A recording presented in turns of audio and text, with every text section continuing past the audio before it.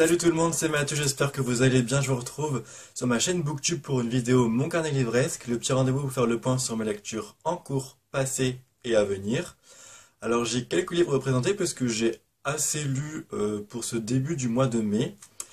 Par contre, il y a un livre que je vais vous présenter à part dans une vidéo Pourquoi lire, parce que j'aimerais le mettre en avant et parce que c'est une auteure française qui l'a lu. Je vous le présente ici, mais je ne rentrerai pas dans les détails. Bien sûr, tous les livres qui sont présentés dans cette vidéo sont chroniqués sur le blog et les chroniques seront disponibles dans la description de la vidéo tout en bas. Donc, c'est parti. Alors, le premier livre que je vous présente, mais dans lequel je ne vais pas rentrer dans les détails, il s'agit du tome 1 de Marjane, la crypte de Marie Pavenko, publié aux éditions Pocket Jeunesse. C'est un livre que j'ai beaucoup aimé, mais je vous en parlerai plus dans une vidéo. Pourquoi lire? Après, j'ai enchaîné avec 10 minutes par jour de Chiara Gamberale, publié aux éditions Michel Lafon, qui m'a fait passer un très bon moment. J'ai adoré le petit concept du livre. On va suivre en fait Chiara, donc je pense qui est l'auteur et le personnage en même temps, si je ne me trompe pas. On va suivre Chiara qui a tout perdu dans sa vie. Elle a perdu son mari, elle a perdu son boulot et le roman qu'elle est en train d'écrire, elle n'a pas d'inspiration du tout. Donc, elle a suivi une thérapie psychique et sa psychologue lui recommande de faire tous les jours 10 minutes quelque chose de nouveau. Et c'est ce que j'ai vraiment aimé dans ce roman, c'est que il est présenté comme un journal de bord, comme un journal intime. Ça fait que, même si l'écriture est à la troisième personne, on s'attache beaucoup à Chiara parce que c'est vraiment quelque chose d'intime, justement. Et même si les choses qu'elle va faire tous les jours ne sont pas des choses au début vraiment exceptionnelles. Par exemple, je vous dis la première chose qu'elle va faire, elle va se teindre les ongles en fuchsia. Donc c'est pas un truc de fou, mais c'est quelque chose qu'elle n'a jamais fait.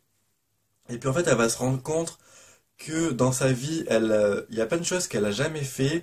Elle va se rendre compte de plein de choses autour de sa famille, autour de ses amis, autour de son mari aussi. De fil en aiguille, elle va se rendre compte que ces petits problèmes font que voilà, ce sont de petites choses, mais la vie continue. L'histoire tourne tout autour de la reconstruction de soi-même, des choses qui peuvent être relatives ou pas, des problèmes qui sont importants ou pas. Et j'ai trouvé vraiment que c'était très bien abordé. La fin m'a beaucoup plu. C'est une fin porteuse d'un message d'espoir. Et voilà, ce petit message-là a fait que ça m'a beaucoup plu.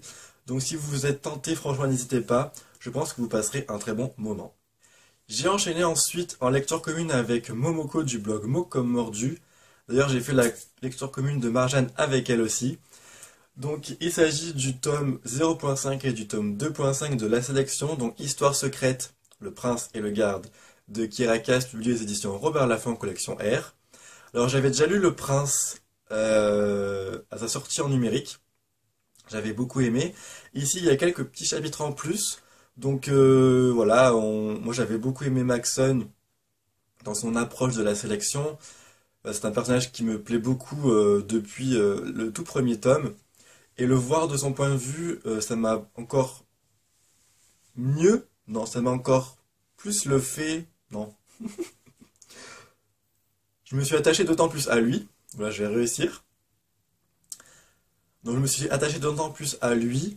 Et on voit que c'est quelqu'un qui a le cœur sur la main, qui a du mal quand même à éliminer les sélectionnés, les prétendantes. Donc ça le rend d'autant plus attachant. Et d'autre côté, il y a Aspen, le garde, le personnage que je détestais dans la série. Je pensais qu'il était trop égoïste, qu'il était trop nombriliste, qu'il pensait à lui et rien qu'à lui et qu'à sa relation avec America. Alors certes, il pense toujours à America et à sa relation avec elle, mais on sent qu'il n'est pas si égoïste que ça et qu'il a dû faire beaucoup de sacrifices pour en arriver là, justement, notamment avec sa famille, parce qu'il envoie quand même une partie de son salaire à sa mère et à ses frères et sœurs.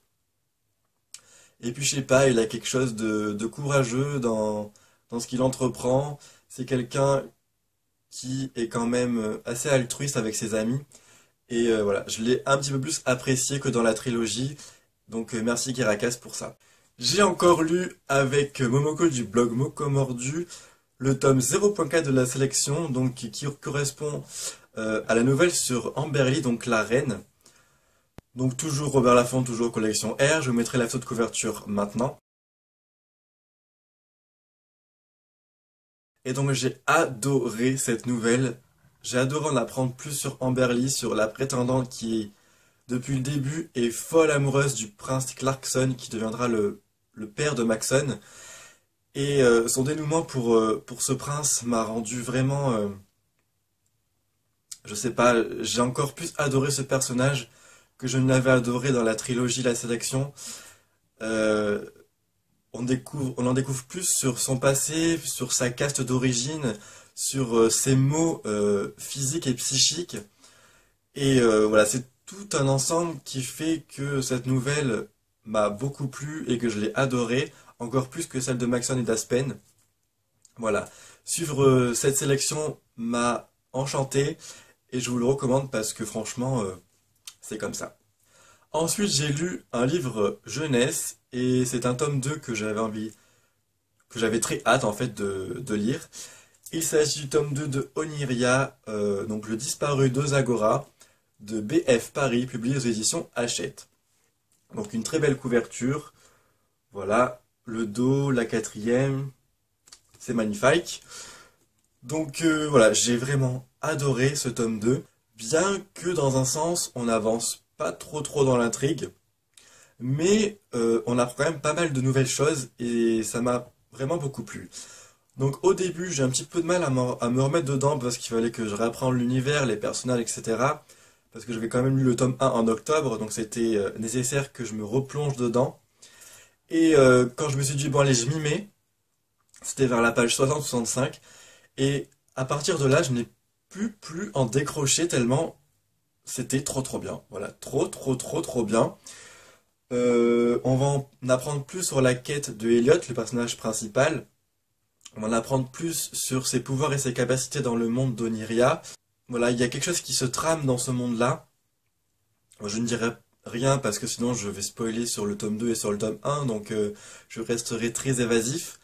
Mais l'auteur a une plume qui permet de nous imaginer vraiment bien l'univers qu'elle a créé. C'est une plume très imaginative et ça, je trouve que c'est vraiment superbe pour une lecture jeunesse fantastique. Et voilà, il y a des personnages qui font de nouvelles apparitions, des personnages anciens qui sont encore là et qui me plaisent encore vraiment beaucoup. Voilà, chaque personnage apporte sa pierre à l'édifice, apporte sa pierre à la quête d'Eliot. Il va y avoir beaucoup de révélations concernant certaines choses. Et la fin m'a beaucoup plu parce qu'elle m'a donné les frissons. Et quand un livre arrive à me tirer les frissons, c'est que je suis à fond dedans et que je l'adore. Voilà, la fin est trop bien. J'attends un tome 3 vraiment porté sur l'action parce que j'ai la dernière phrase en tête et je me dis que ça va être franchement super bien. Donc je ne peux que vous recommander cette lecture. Il va y avoir 4 tomes en tout. Et franchement, qu'on soit lecteur jeunesse ou pas, je recommande à tout le monde parce qu'il plaira au plus grand nombre. Ensuite, j'ai lu un livre qui me faisait très envie. Et je pense que j'avais mis mes attentes assez haut et et au final, je suis un peu déçu de ma lecture. J'ai lu Nous les menteurs de Hilo Cart, publié aux éditions Gallimard Jeunesse, donc qui est paru le 4 mai dernier. Qu'est-ce que je peux dire de ce livre, à part que ouais, j'ai été un petit peu déçu. Tout le monde me disait qu'il était génial, que la fin nous retournait le cerveau, enfin que ce livre était, c'était un truc de dingue. Et moi, j'en attendais peut-être trop. Donc au final, ça m'a un petit peu frustré de ne pas l'aimer autant que les autres blogueurs et booktubers. Voilà, on va faire la rencontre d'une famille qui va tous les étés sur l'île de Beechwood. L'île de Beechwood qui est voilà, située au Massachusetts, si je dis pas de bêtises. Voilà, c'est ça. Et en fait, le propriétaire de cette île, c'est le grand-père du personnage principal qu'on va suivre, donc qui est Cadance. Et donc tous les étés, elle va se rendre sur cette île avec ses cousins et un prénommé Gatt, qui n'est pas leur cousin, mais qui va faire partie du quatuor des menteurs. Voilà, justement. Et puis en fait, elle va avoir un accident. Et puis, en fait, elle ne sait pas ce qui s'est passé. Et tout le long du livre, on va apprendre, enfin, on va essayer de démêler le vrai du faux. Mais moi, je n'ai pas réussi à m'immerger dans l'histoire. J'ai trouvé l'histoire trop longue. L'intrigue se pose dès le début, mais j'ai trouvé qu'elle s'étirait trop et qu'on n'avait pas assez de révélations tout au long du livre en fait. Et je me suis dit, mais punaise, mais quand est-ce qu'on va avoir la révélation qui va faire que le livre va avancer? Et on l'a juste avant les 30 dernières pages, à la cinquième partie, où il y a écrit la vérité. Et ça m'a fortement frustré parce que tout le long du livre, je me suis dit, mais j'aime l'histoire, j'aime ce qui se passe, mais il n'y avait rien de significatif qui me faisait dire, waouh, c'est quelque chose de surprenant et d'original comme lecture. Après, en ce qui concerne les personnages, je ne les ai pas trouvés autant travaillés que ce que j'aurais pu penser. Voilà, on va suivre quatre personnages et travailler quatre personnages en même temps, c'est assez difficile. Et puis, au début, ce qui m'a gêné, c'est qu'il y a une flopée de noms. Voilà, comme je disais dans ma chronique, il y a au moins 12 personnages qu'on va suivre, donc tous issus de la famille de Cadence. Et voilà, ça m'a un peu perdu. Et heureusement qu'il y a un arbre généalogique au début pour que je me réfère, parce que sinon j'aurais été vraiment perdu. Donc voilà, la fin est bien, mais le reste du roman m'a pas tant plu que ça. Voilà, après ce n'est que mon avis, il est très subjectif et il faut pas s'arrêter à ma chronique personnellement, parce qu'il y a beaucoup de personnes qui l'ont apprécié, donc à vous de voir. Ma lecture en cours, il s'agit de La sorcière de Prince Island de Kendall Cooper, publié aux éditions Hachette Collection Black Moon. Alors, j'arrive à la deuxième partie. Voilà, avant de tourner cette vidéo, je voulais continuer un peu ma lecture.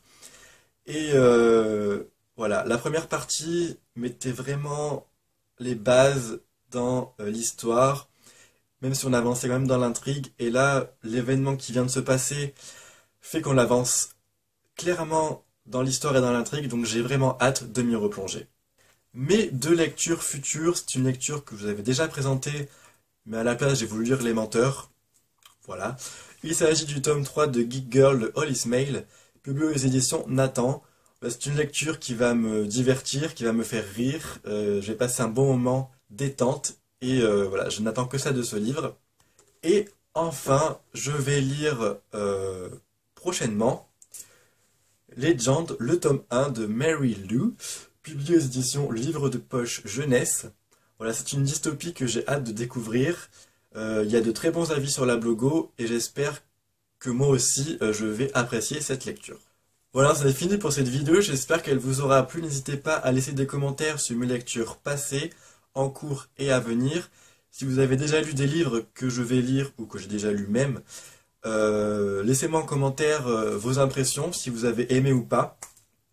Je voulais vous remercier encore pour vos abonnements.